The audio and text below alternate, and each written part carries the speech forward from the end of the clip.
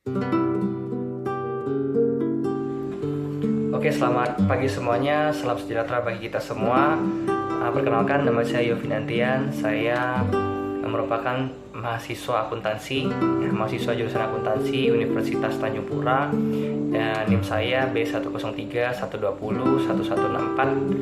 Dan pada kesempatan kali ini saya membuat video mengenai pengembangan diri, dan ini merupakan salah satu tugas yang diberikan oleh dosen saya untuk salah satu mata kuliah, dan ini merupakan tugas yang dapat dikatakan wajib lah untuk dikerjakan.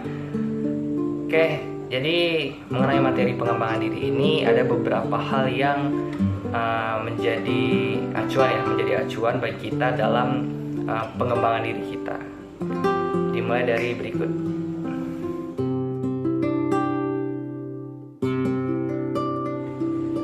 Oke, yang pertama itu adalah manajemen emosi. Emosi itu ada pada diri setiap seseorang. Nah, tergantung lagi cara kita bagaimana mengelola emosi itu. Dari yang negatif kita bisa netralisir menjadi positif. Nah, mungkin bagi sebagian orang ada yang mudah marah, ada juga yang sangat mudah dalam mengendalikan emosinya dalam situasi apapun. Nah, terutama yang mudah tersinggung atau mudah marah ini artinya orang itu tidak memiliki manajemen emosi yang baik.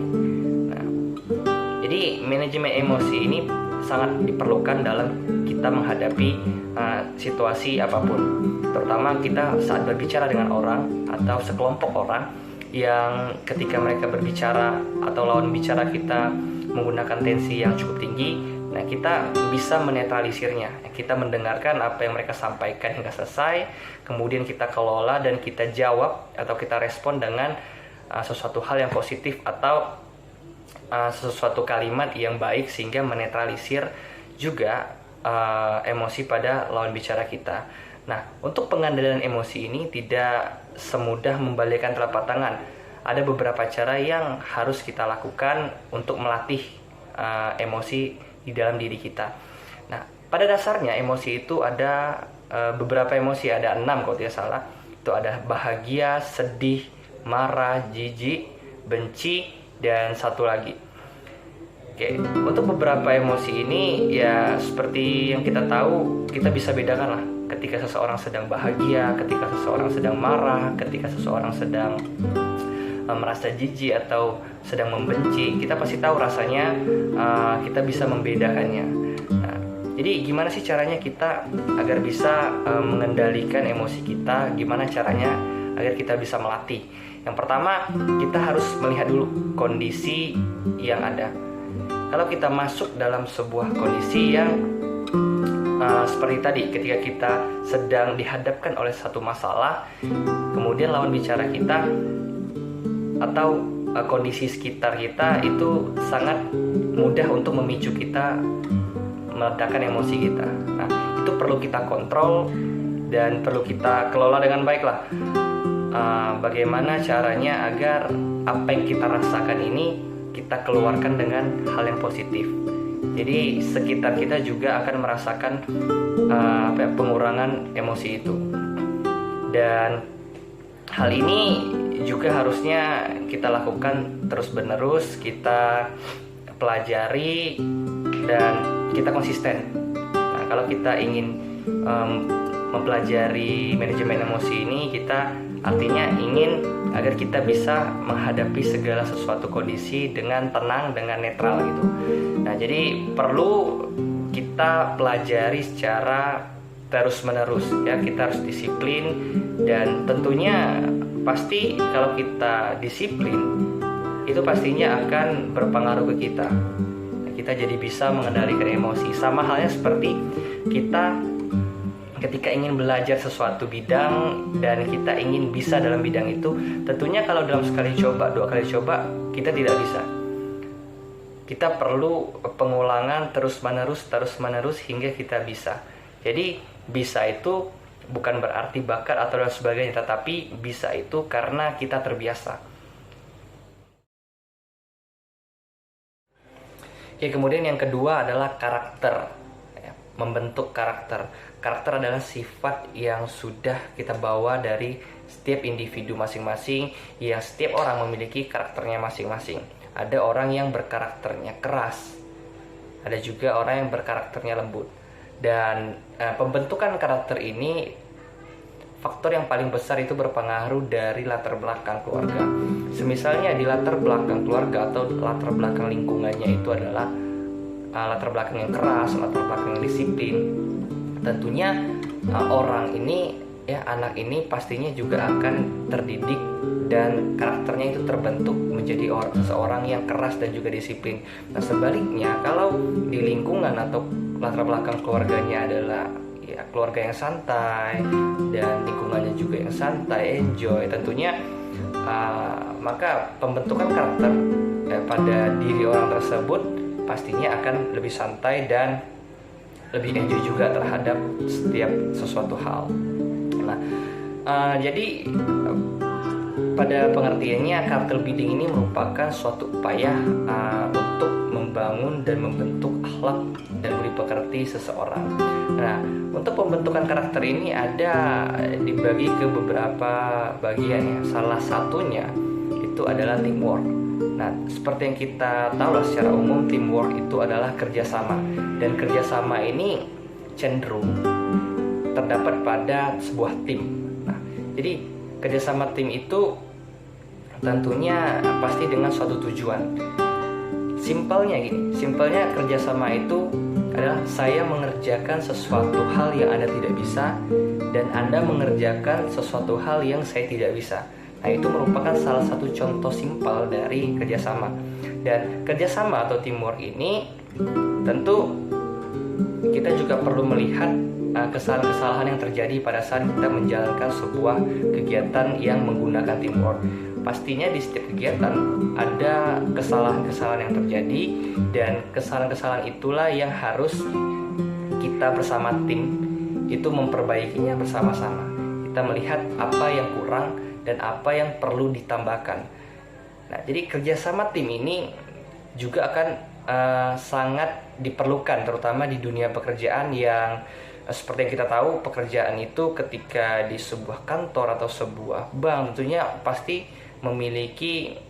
harus memiliki kerjasama yang baik untuk mencapai sebuah target atau sebuah misi yang telah ditetapkan.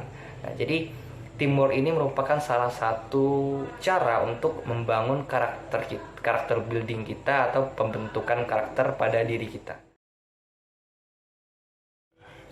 Oke, kemudian yang ketiga adalah bahagia. Nah, bahagia ini merupakan salah satu faktor dan salah satu komponen penting bagi diri kita ketika kita ingin mengembangkan diri kita. Nah, bahagia ini merupakan ada emosi yang bahagia, emosi senang, emosi puas yang di dalamnya. Dan bagaimana sih caranya kita agar bisa bahagia dalam pengembangan diri kita?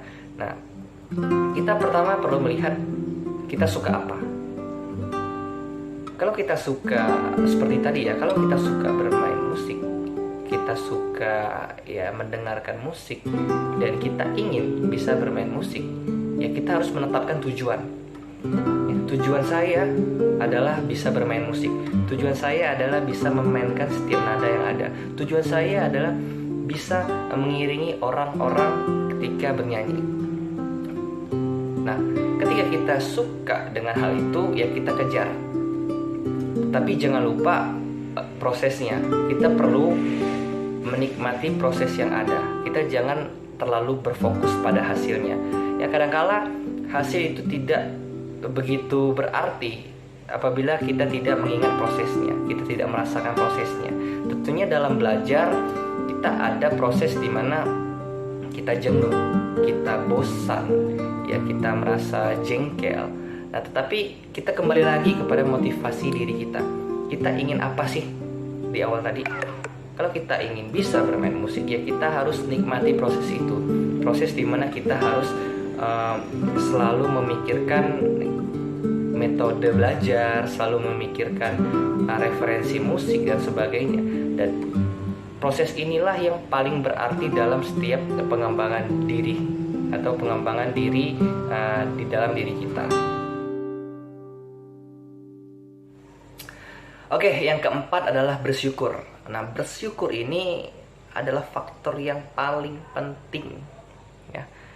Paling penting kita harus lakukan. Karena bersyukur ini ya anggapannya contohnya kita sedang lapar. Apa yang harus kita lakukan agar kita tidak lapar? Ya, kita makan.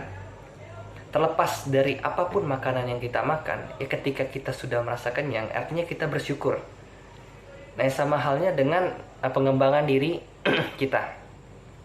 Ketika kita bersyukur akan segala kesempatan yang ada, akan segala peluang yang ada, dan juga akan segala proses yang ada, ya kita bersyukur, kita nikmati segala itu, ya pastinya itu akan menjadi suatu pengalaman yang sangat berkesan di ingatan kita. Nah, bersyukur ini adalah faktor yang sangat penting ya bagi kita dalam pengembangan diri kita. Jadi jangan lupakan bersyukur, jangan lupakan sesuatu hal yang patut kita syukuri. Nah, kita bisa hidup di dunia ini ya karena kita diberikan kesempatan untuk hidup. Kita bisa belajar karena kita juga diberikan kesempatan untuk belajar. Jadi kita perlu mensyukuri segala sesuatu yang ada, segala sesuatu yang kita terima. Mulanya dalam pengembangan diri itu ada 4 faktor yang perlu kita perhatikan dalam kita mengembangkan diri kita. Yang pertama adalah manajemen emosi, yang kedua adalah karakter building atau membangun karakter, yang ketiga adalah bahagia, dan yang keempat adalah bersyukur. Nah, 4 hal ini adalah salah satu hal yang utama dalam kita berproses untuk pengembangan diri. Nah, jadi bagi kawan-kawan yang ingin mencoba dalam pengembangan diri, mungkin boleh mengambil referensi dari video ini, coba teman-teman terapkan, siapa tahu akan bermanfaat. Oke, mungkin sekian penjelasan dari saya mengenai pengembangan diri. Kurang lebihnya mohon maaf. Semoga video ini dapat bermanfaat untuk teman-teman yang menonton video ini. Oke, terima kasih dan selamat pagi.